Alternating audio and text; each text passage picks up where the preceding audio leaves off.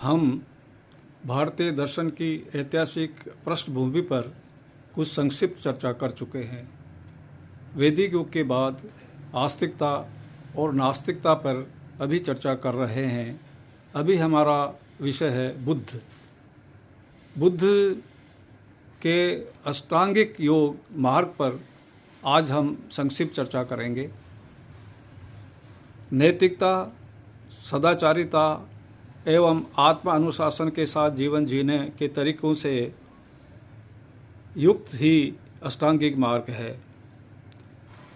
इसमें पहला मार्ग है सम्यक दृष्टि। सम्यक का अर्थ होता है जिसमें रीजनेबिलिटी हो, जो बिल्कुल एक्यूरेट हो, जो बिल्कुल सही हो, कंप्लीट हो, वो सम्यक। उस वक्त भाषा अलग रही होगी, बाद में भाषाकारों ने इसको सम्यक नाम दे दिया है। जो भी है, तो ये इस सम्यक दृष्टि का अर्थ होता है चार आर्य सत्यों में विश्वास करना। दूसरा है सम्यक संकल्प, यानी मानसिक एवं नैतिक विकास की प्रतिज्ञा करना। ये हमारा संकल्प होना चाहिए और उस संकल्प में नैतिकता जरूरी है। यानी बुद्ध ने करुणा और नैतिकता पर सबसे अधिक जोर दिया है।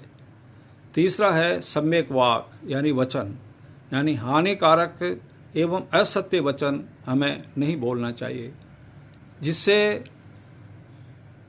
दूसरों का नुकसान हो, ऐसी बात हमें नहीं करनी चाहिए। और हमारा भी अगर नुकसान होता है तो वो सम्यक नहीं हो सकता।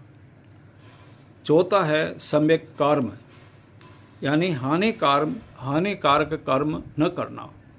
मतलब ऐसा काम नहीं करना जो हमें भी नैतिक रूप से हानि पहुंचाए और दूसरों को भी पहुंचाए। यानी हमें सम्यक कर्म करते हुए ही अपने जीवन को आगे बढ़ाना है।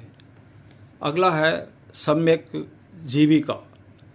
कोई भी स्पष्ट या अस्पष्ट तरीके से कोई हानिकारक व्यापार नहीं करना, यानी व्यापार में भी शुद्धता होनी चाहिए। अगला है सम्यक व्यायाम, मतलब अपने आप सुधरने की कोशिश करना। ये व्यायाम शारीरिक व्यायाम नहीं, ये मानसिक व्यायाम की बात यहाँ पर बुद्ध कहते हैं। अगला है सम्यक स्मृति, यानी मानसिक योग्यता प्राप्त करने की कोशिश करना। मानव कल्याण संबंधी बातों पर स्मृति को केंद्रित करना।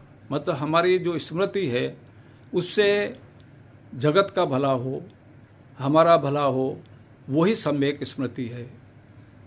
अंतिम है सम्यक समाधि, यानी निर्वाण प्राप्त करना। यहाँ निर्वाण का अर्थ मृत्यु नहीं है, बल्कि मृत्यु से जीते जी राग द्वेष सुख दुख से ऊपर उठ जाना ही एक समाधि है। कहते हैं कि बुद्ध अपने ज़माने के सबसे बड़े वैज्ञानिक थे। वो विज्ञान से भी आगे बढ़ चुके थे।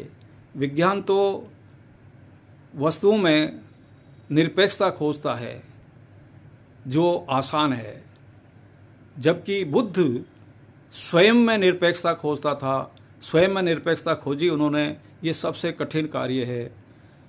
तो ये बुद्ध के संक्षेप में अष्टांग मार्ग की बात हुई।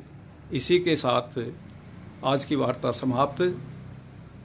आप सभी का आभार। नमो बुद्धाय।